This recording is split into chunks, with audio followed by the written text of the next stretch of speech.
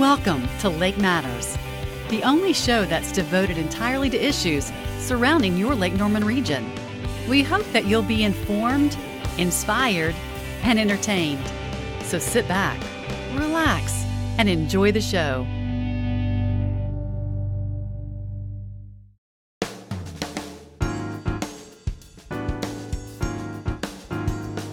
This segment of Lake Matters is sponsored by... Welcome to another edition of Lake Matters, and this segment we like to call Citizens View. I am Joe Vagnone, and I'm here with my partner in crime, Andy Warfield. He is the editor and chief bottle washer of Lake Norman Citizen newspaper, and we want to thank you very much for joining us here today. We also want to thank Port City Club, where everyone's waterfront meeting place is here. They do meetings, they do events, and they are open to the public, and we want to thank them very much for allowing us to have this taping here. So thank you so much for joining us. And Andy, let's just jump right in, buddy, because I know you're looking forward for this meeting. Certainly, and what we would like to do in this segment is have a discussion with Bill Thunberg, who is the executive director of the Lake Norman Transportation Commission. And what we want to do is tackle some of the issues that you have probably heard about regarding the hot lanes, toll lanes, managed lanes, use any number of names applied to the proposed 2 toll lanes on I-77 between Mooresville and Charlotte. And Bill is a technician, not a politician, so he will be speaking from a technical viewpoint, a factual viewpoint, and we're interested in hearing more about the process, where the process stands, and what people might expect if indeed these lanes are actually built. And Bill, and before we get into all of this, what is your primary job? What do you do for a living? Just help us town folk out? What do you do? Well, I own Alexander Zachary Jewelers in downtown Mooresville, so I'm a retailer. I'm a small business owner. That's my primary job. So you're doing this at the same time you're trying to make a living? That's right. Okay. It's fun, too. We appreciate that. Sure. You want to get started on your question? Because I've got a list here I can get started on. If you've got a list, you start. I'll jump right in. Well, the first question we have that I keep hearing from a lot of the local politicians, they don't believe that when the bidding process ends that the process will yield a successful bidder because the cost won't actually fit. Have you gone far enough down this road to know whether that's the case or not? I don't know for sure if that's the case or not, but I've had recent conversations with the folks at NCDOT, and everything seems to be progressing pretty well at this point. So you don't ever know until the closing, and I think the closing for the bid submissions, the final bid submissions, is somewhere January to March, and then they plan to have the final close on the contract in May of 2014. I know recently the state has issued or the federal government has issued a new document. It's called FONSI. Is that correct? Yeah. FONSI. Mm-hmm. And what exactly does that mean? It's the finding of no significant impacts with regards to environmental impacts related to the construction of the project. What they call the preferred alternative, which is the 2 hot lanes or managed lanes added from pretty much in the vicinity of exit 3536 in Mooresville down to the Brookshire Freeway. Talk a little bit about the entrances into the project, because I know that's been a challenge to figure out where they're going to be. Do you know any more where they might be? Yeah. There's been a lot of confusion. First of all, do you call them entrances? What do you call them? We can start using official names. Access points. Access point, okay. There's been some confusion about that, and part of the problem is because this is a P3 project, and you have bidders, and the bidders are in the position of being able to make their own designs for how that access occurs and where some of these are. But the document itself, and I've got the copy of the page that came out of the RFP that specifies a minimum of 6 access points, and they can have more than that. And of course, the bidder, the successful bidder, is looking to produce revenue on that. So they want people to be able to access the facility because that's where the money comes. That's where the tolls come from. But the locations, the 6 locations that are specified that have to be addressed are on I-277 between North Church Street and North Tryon Street, on I-77 between exit 13, which is I-85, and exit 18, which is W.T. Harris Boulevard, on I-77 between Hambright Road and exit 23, Gilead Road, on I-77 a southbound ingress and a northbound egress between exit 25, which is Sam Fur Road, and Westmoreland Road at a location sufficiently south to account for future interchange at Westmoreland Road.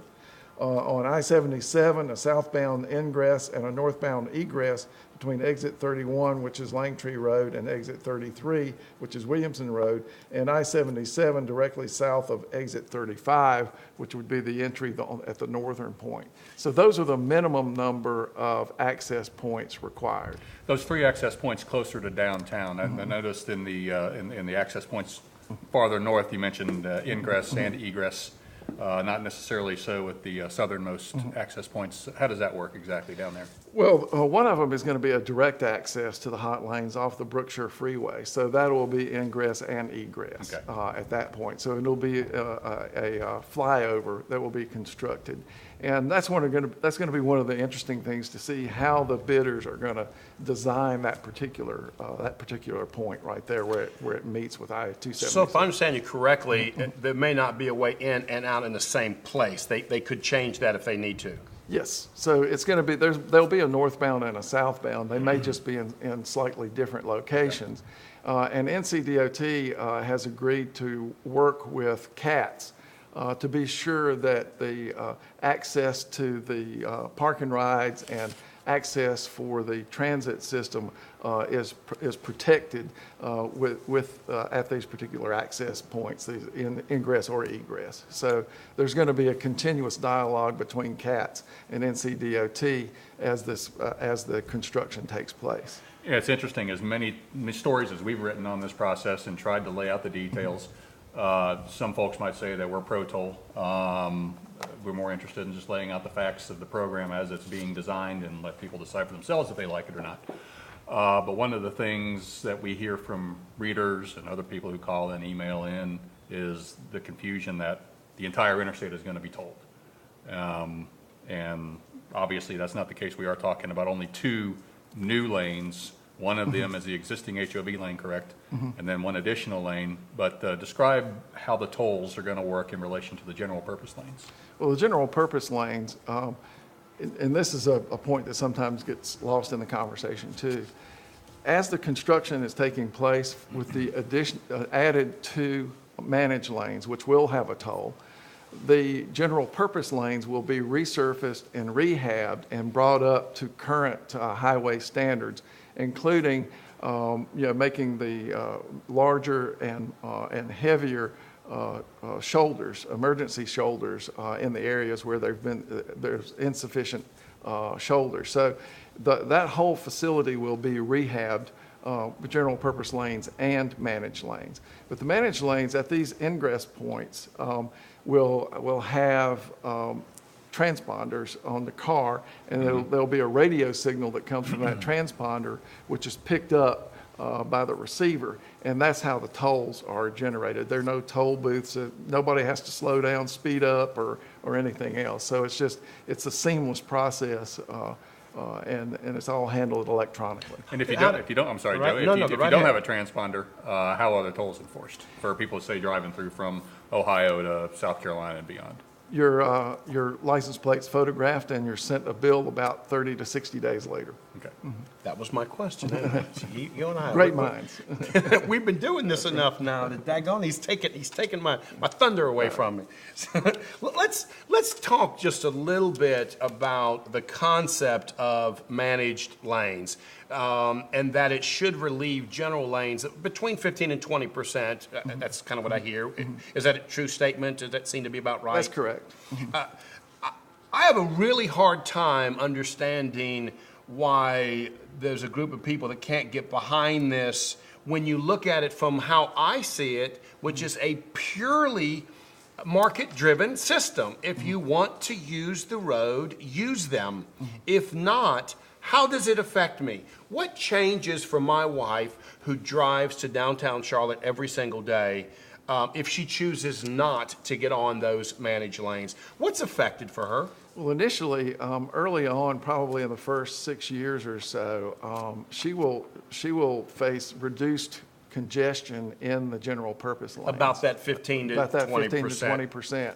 And so as you continue to have growth in the usage of the facility overall, regardless of whether it's hot lanes or general purpose lanes, the growth will occur organically in both. So you will start to see congestion continue to build up. But the purpose of the managed lanes is using the market to be sure that those managed lanes stay congestion-free. And the definition of congestion-free is that they move 90% of the time at between 45 and 52 miles per hour, so that you have a known amount of time that it's going to take you to travel that distance. So, one of the things that I keep hearing from some of the politicians that I love and trust, and Andy knows this, is that they believe we're setting the private contractor up for failure and that the numbers just won't fit.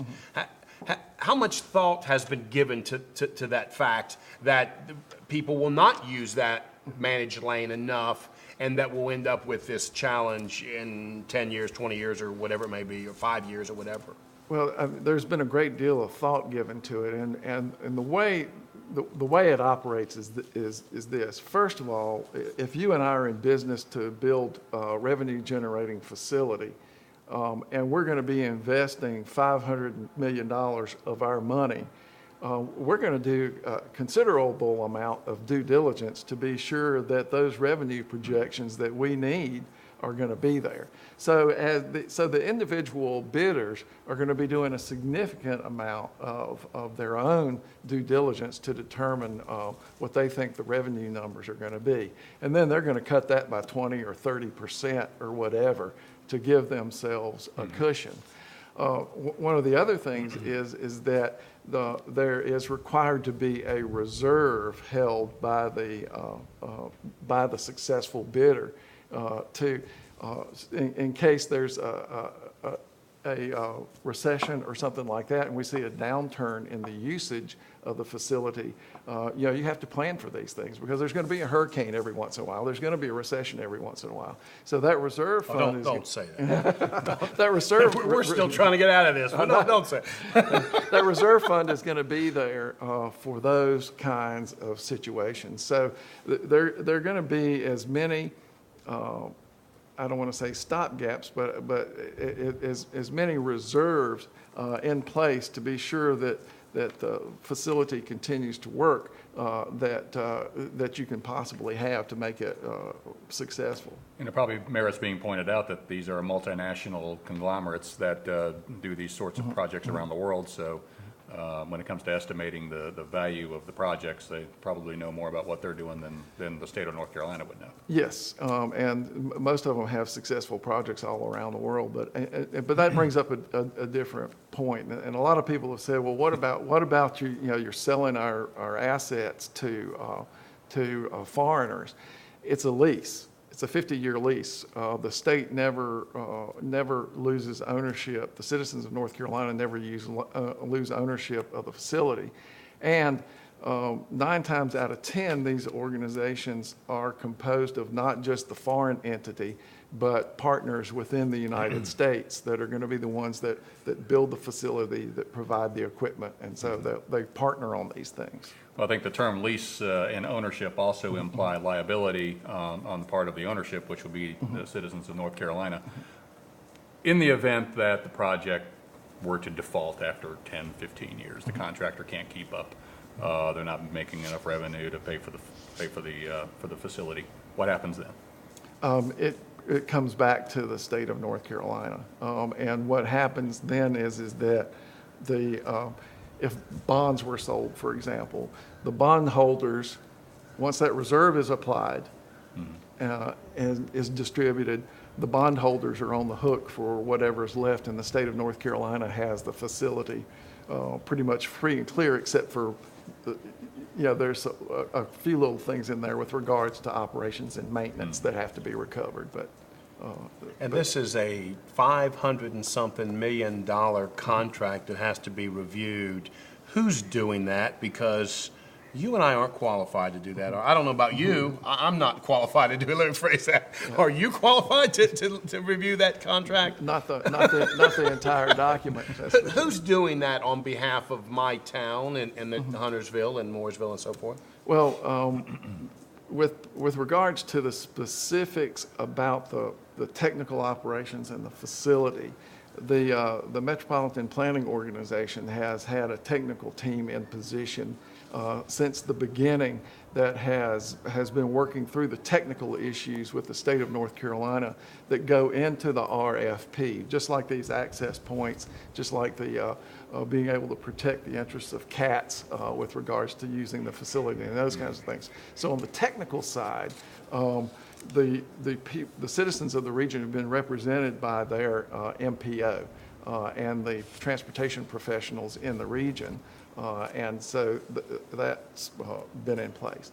On the financial side, the North Carolina Department of Transportation has taken the lead on that, and they've hired consultants that specialize in this kind of activity, law firms and financial folks, to review the documentation and prepare documentation that is in this RFP that meets the goals of the NCDOT and the region with regards to how that facility is going to operate. Okay, let's take a quick break and then we'll come back. And one of the questions I'm going to ask him is what happens if there's an accident on these managed lanes? And again, I want to thank Port City, everyone's waterfront place, for letting us have this meeting here. We'll be right back.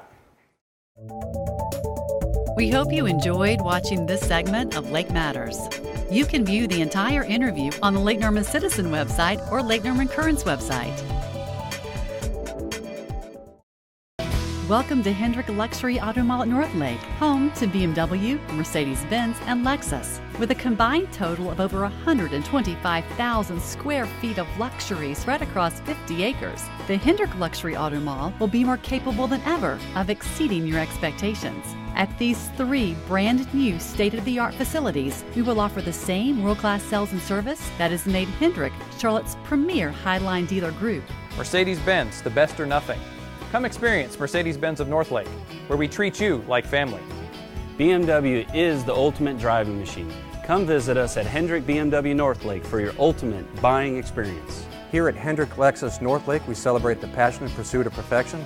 Come on down and celebrate yours today. Hendrick Luxury Auto Mall. Make plans to visit this beautiful facility for the true world-class premium experience that you've come to expect from Hendrick.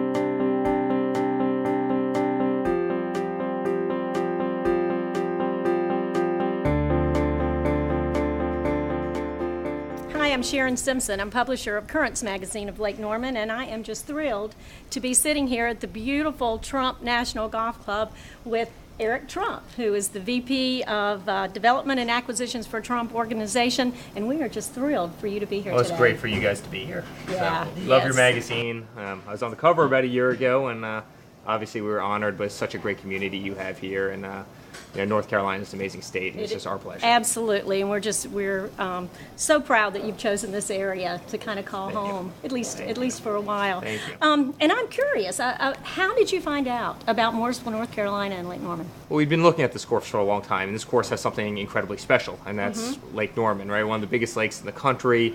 Every single one of the holes on this lake is literally, seaside land, and you don't see that in the middle of North Carolina, or quite frankly anywhere. So to have that kind of water presence on a golf course is something that truly makes this course incredibly special. And so we'd seen it had a great reputation.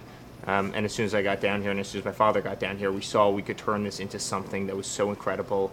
And that's what we're celebrating today. And we see that, our mission has come through. Absolutely. Now, I know you guys obviously have made a few changes. How involved are you guys in the changes? I hear you even picked out some of the curtain. Incredibly, and that's part of being a family company. I mean, every single chair, every bar stool, every piece of carpet, paint color, etc., we're involved with. It's what we do. I mean, we design every piece of it. We're there every single week as we go through the construction. We're always talking to our teams, and much more involved than anybody could ever possibly imagine. And we went in, we spent millions of dollars fixing it. New driving ranges, new bunkers, new fairways, all new greens. You can see one behind me right now. This is the 18th green. All new grasses, the best grasses. We lengthened the course. We built new ballrooms, new tennis courts. The list goes on and on and on. And that's really the physical side. Then you have the service side, which is really bringing in the best people, and really making it a true 5-star environment, from the quality of the food to the quality of the service to the best employees, the best amenities. And when you really lump both elements together, you have something very special.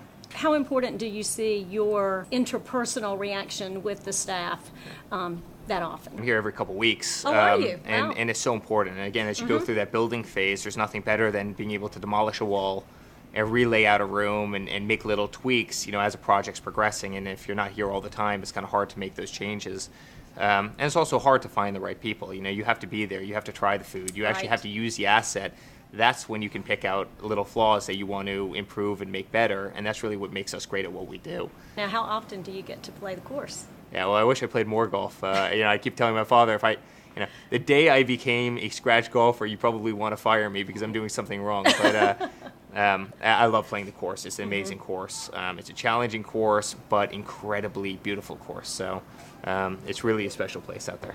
We have seen kind of the effect that your ownership has done to the Charlotte region. What would you say that you kind of bring to the Charlotte area? Well, whenever we come into an asset, we're loud, for lack of a better word. We really attract attention, and I think that's a very big positive. I mean, I can't tell you how many letters I've received from homeowners saying, thank you so much for everything that you've done for my home values. I've had so many real estate brokers to say, aside from home value increases, also time and market has gone down so substantially with your involvement. People want to be here. People are buying the houses. Interesting. The inventory is actually the lowest it's ever been in this community and the surrounding areas, and so it's a great testament to us. It's a great testament to the amount of money that we've put into the asset, but it's also a great testament to North Carolina and everything that the state's doing right in terms of taxes, in terms of really appealing to retirees, in terms of quality of life overall. I mean, there's not many places in the world where you can go out, you can play 18 holes of golf, you can go water skiing on the lake, you can have your boat, you can have an amazing house, and be in really a metropolitan city in 25 minutes absolutely. With major companies and real infrastructure, and it's an amazing place.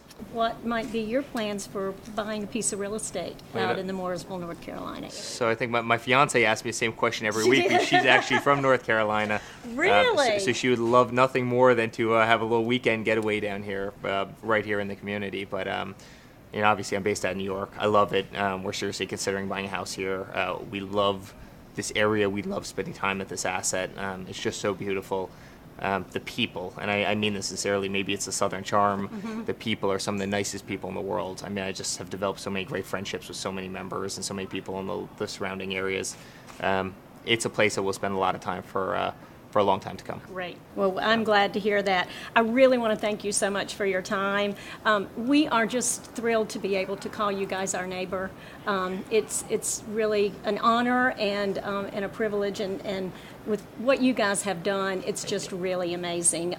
And because there might be an opportunity for you to buy a piece of real estate, you're going to need to know what's going on in the Lake Norman area pretty much consistently, and that's what Currents Magazine does. So I'm going to offer you and your dad a free subscription to Currents Magazine, so you will be able to keep up with Lake Norman month to month. And if you ever have any questions, or you're ready to come back down and buy a piece of property or attend an event, you just give me a call. Thank you so much. Thank you so much. We appreciate the time that Eric Trump has given us to spend, and we hope that you'll come back. We'll be here a lot, believe me. Thanks.